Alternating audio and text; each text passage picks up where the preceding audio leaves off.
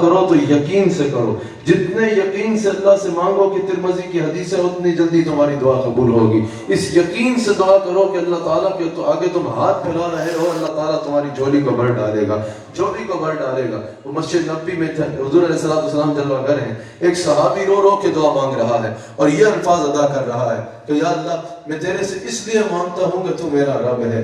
یا اللہ میں تیرے سے اس لیے مانگتا ہوں کہ تیرے سوا کون دینے والا ہے. یا اللہ میں تیرے سے تیرے حبیب علیہ السلام. یقیناً صحابہ نے جب مانگا وہ ایک الگ عنوان ہے کہ حضور علیہ السلام کے توسل اور وسیلے سے مانگا, لیکن یا اللہ میں تیرے سے اس لیے مانگتا ہوں کہ تجھ سے محبت کرتا ہوں, تو میرا رب ہے, اگر تو نہیں عطا کرے گا تو کون عطا کرے گا, اس وجہ سے تیری بارگاہ میں ہاتھ پھیلاتا ہوں. اس طرح اللہ سے مانگتا جا رہا ہے. حضور علیہ السلام نے ایک صحابی کو حکم فرمایا کہ جاؤ اس دعا کرنے والے کو کہو کہ تم جو مانگو کہ اللہ تمہیں عطا فرمائے گا, جس محبت اور جس یقین کے ساتھ تم اللہ کے آگے ہاتھ پھیلائے ہو.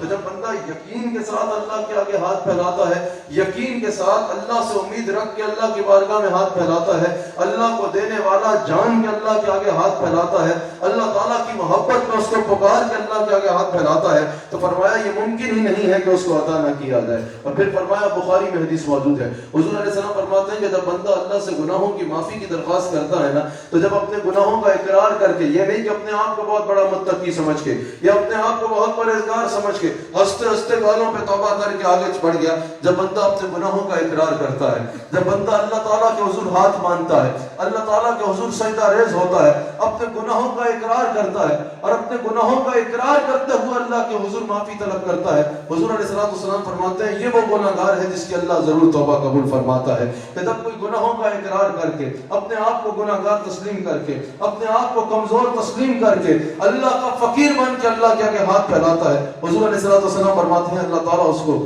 ضرور معاف فرما دیتا ہے. حضور علیہ السلام سے ام المؤمنین امام احمد بن حنبل اس حدیث کو لائے ہیں, ام المؤمنین صدیقہ بنت صدیق حضرت عائشہ صدیقہ سلام اللہ علیہا سوال کرتی ہیں کہ یا رسول اللہ صلی اللہ علیہ وسلم کیا آپ کا کوئی ایسا امتی ہے جو بغیر حساب کے جنت میں چلا جائے گا, جس کو اللہ تعالیٰ بغیر حساب کے جنت عطا کر دے گا.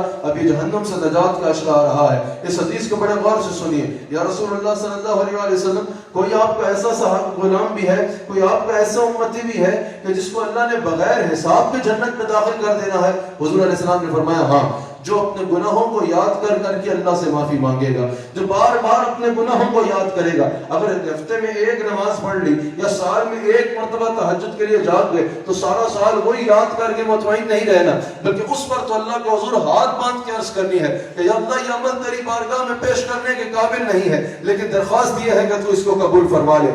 اگر یاد کرنا ہے تو حضور فرماتے ہیں جو اپنے گناہوں کو بار بار یاد کرے گا, اپنی نافرمانیوں کو یاد کرے گا, اپنی لرزشوں کو یاد کر کے اللہ کے حضور معافی مانگے گا, حضور فرماتے ہیں یہ وہ شخص ہے جس کو اللہ تعالیٰ بغیر حساب کے جنت میں داخل فرما دے گا, جس کو اللہ تعالیٰ نے بغیر حساب کے بخش دینا ہے.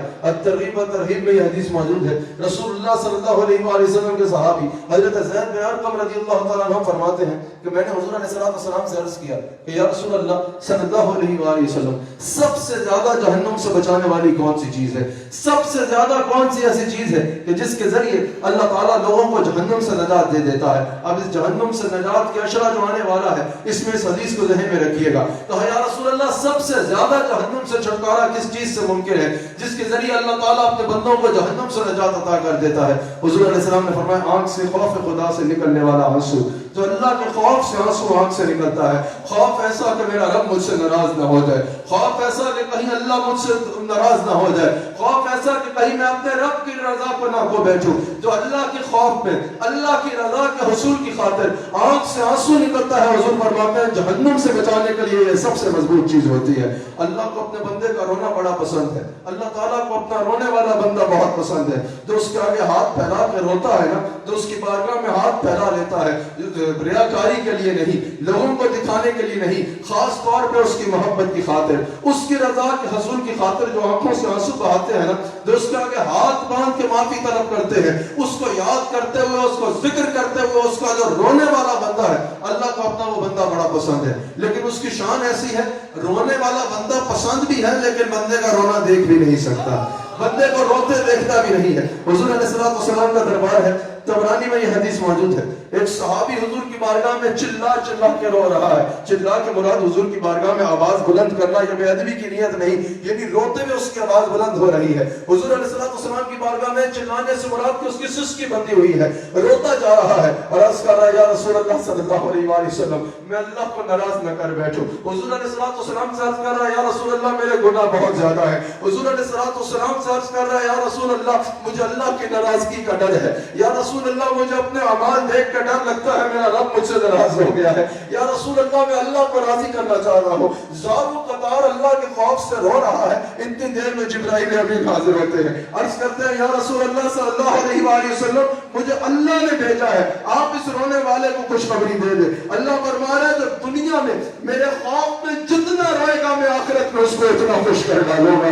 दुनिया में जिसने मेरे खौफ में जितने आंसू बहाए होंगे, आखिरत में उसको इतना खुश करूंगा। हुजूर ने फरमाया ना कि अल्लाह ताला दो खौफ, इस हदीस को ज़हन में रख लीजिए, दो खौफ और दो खुशियां एक दिल में इकट्ठी नहीं करेगा। खुदारा इस हदीस को गौर से सुनिएगा। हुजूर ने फरमाया अल्लाह ताला दो खौफ और दो खुशियां किसी के दिल में कभी भी इकट्ठी नहीं करेगा। यानी तो दुनिया में अल्लाह के खौफ से बचा रहा और दुनिया में खुश रहा, आखिरत में यह नहीं हो सकता कि वो आखिरत में भी खुश रहे। जो अल्लाह के खौफ में दुनिया में मुब्तला ना रहा और दुनिया के पीछे जाने में ही खुश रहा, ये नहीं कि दुनिया में इंसान खुश ना हो, यानी दुनिया की लज्जतों में खुशी लेता रहा और अल्लाह के खौफ में ना रोया, अल्लाह ताला उसको आखिरत में खौफ में मुब्तला करेगा और खुशी नहीं देगा। और हुजूर फरमाते हैं, जो दुनिया में नफ्स की खुशी की खातिर काम ना किया बल्कि अल्लाह के खौफ में डरता रहा, अल्लाह ताला उसको आखिरत में खौफ में मुब्तला नहीं करेगा बल्कि आखिरत में खुशी दे देगा। अब ये इंसान के ऊपर है कि दुनिया की आरज़ी खुशी लेता है या इंसान जो है आखिरत की दायमी खुशी लेता है। एक आंसू से अल्लाह ताला मान जाता है, एक अल्लाह की मोहब्बत में निकला हुआ आंसू और अल्लाह मान जाता है। वायदा कि क़यामत के दिन एक बंदे के लिए हुक्म होगा कि इसको जन्नत में ले जाया जाए, तो खुद हैरान हो जाएगा कि मेरे जैसे गुनाहगार को जन्नत में ले जाने का हुक्म हो रहा है, मेरे पास तो कोई अमल ऐसा नहीं है कि मुझे जन्नत भेजा जाए। वो बंदा हैरान होकर खुद अल्लाह से पूछेगा, या अल्लाह मैं जन्नत में? हुजूर फरमाते हैं वो खुद हैरान हो जाएगा, या अल्लाह मेरे पास तो कोई ऐसा काम है ही नहीं, मुझे जन्नत में कैसे भेजा जा रहा है? अल्लाह फरमाएगा, एक रात तू सो रहा था ना, सोते सोते तूने करवट बदली, करवट बदलते हुए तेरे मुंह से निकला अल्लाह। तूने इतने प्यार से अल्लाह कहा कि मेरी रहमत तुझे बख्शने में आए होगी, मेरी रहमत तेरी तरफ ऐसे मुतवज्जो हुई कि मैंने तुझे बख्श दिया। इतना करीम है यार, अगर कोई सोते हुए उसको पुकारे तो उसको सोते हुए इतनी मोहब्बत फरमाता है कि बख्श देता है। अगर कोई अल्लाह के खौफ से रोते हुए, अल्लाह को पुकारते हुए अल्लाह की मोहब्बत तो उसको सदा देगा, ये कैसे मुमकिन है कि वो बंदा खाली लौट जाए? अल्लाह अकबर। अल्लाह ताला के खौफ में रोने वाला और अपने गुनाहों को, आज कोई 4 रोजे रख ले या 3 दिन तरावी पढ़ ले तो वो सोचता है मुझे तो खौफ की जरूरत ही नहीं, मुझे रोने की जरूरत ही नहीं, मुझे अल्लाह से माफी मांगने की जरूरत ही नहीं। ऐसा नहीं है भाई। हजरत सैयदना सहाबा कहते हैं कि हम मताब में बैठे थे, इस बात पर इख्तिताम बड़े गौर से बात को सुनिएगा। सहाबा और ताबीन मताब में बैठे, कहते हैं कि एक नौजवान आया, उसने मुंह से कपड़ा ढांपा हुआ, कपड़े से मुंह ढांपा हुआ है, बिल्कुल अपना मुंह छुपा के मताब में दाखिल हुआ, चिल्ला चिल्ला के रो रहा है और कह रहा है, या अल्लाह मुझे माफ कर दे, मेरे गुनाह बारिश के कतरों से ज्यादा है, या अल्लाह मेरे गुनाह रेत के जर्रों से ज्यादा है। कहा कि वो नौजवान अल्लाह के खौफ से ऐसा रो रहा था कि सहाबा और ताबीन जो मताब में बैठे हैं उन सब की आंखों आप दीदा हो गई, सब आप दीदा हो गए, सब उसके खौफ में खुदा को देख के अल्लाह के खौफ से कांपना शुरू हो गए। कहा कि वो अल्लाह से माफी मांगते मांगते बेहोश हो गया। कहा कि हमने जानना चाहा कि देखें ये मुसाफिर है कौन, ये अल्लाह से इतना डरने वाला, इतना खौफ खुदा दिल में रखने वाला है कौन जो मताब पे आके ऐसे रो रहा है? कहा जब मुंह से कपड़ा हटाया सहाबा लरज़ गए कि हजरत ज़ैनुल आबिदीन रज़ियल्लाहु तआला अन्हु थे। हजरत सैयदना ज़ैनुल आबिदीन है, रसूलुल्लाह अलैहि वसल्लम के आल के शहजादे हजरत सैयदना ज़ैनुल आबिदीन रज़ियल्लाहु तआला अन्हु, जो अल्लाह के खौफ से ऐसे रो रहे हैं और इस तरह मताब में अल्लाह को पुकार रहे हैं। याद रखना, अल्लाह ताला को पुकारो, अल्लाह ताला से माफी मांगो, अल्लाह ताला के हुजूर हाथ बांध के। उससे इमाम गज़ाली ने नकल किया कि एक शख्स था, उसने कहा कि मैं आपके बाद अपना जो गुनाह करूंगा ना उसको लिख लिया करूंगा ताकि फिर मुझे उस पर तौबा करने में आसानी हो। कहा 4 दिन लिखता रहा, 5वें दिन लिखने को खोला तो डायरी में जगह नहीं बची थी। वो अल्लाह के खौफ से कांपना शुरू हो गया, रोते रोते अल्लाह से दरख्वास्त की कि या अल्लाह 4 दिन से मैं अपने गुनाह लिख रहा हूँ जो मुझे समझ आते हैं, जो मुझे याद रह जाते हैं, 4 दिन में ये डायरी भर गई। तो जो मेरे गुनाह फरिश्ते लिख रहे हैं, जो हर गुनाह लिख रहे हैं तब से मैंने होश संभाला है, उनकी तादाद कितनी हो गई होगी? सारी रात इमाम गज़ाली नकल करते हैं روتا رہا, اللہ سے معافی مانگتا رہا. صبح جب اٹھا اس نے وہ کتاب کھولی تو اس میں کچھ نہیں لکھا تھا, صرف ایک سطر لکھی تھی کہ اللہ تیرے رات کے آنسوؤں سے تیری عمر بھر کے گناہوں کو دھو چکا ہے.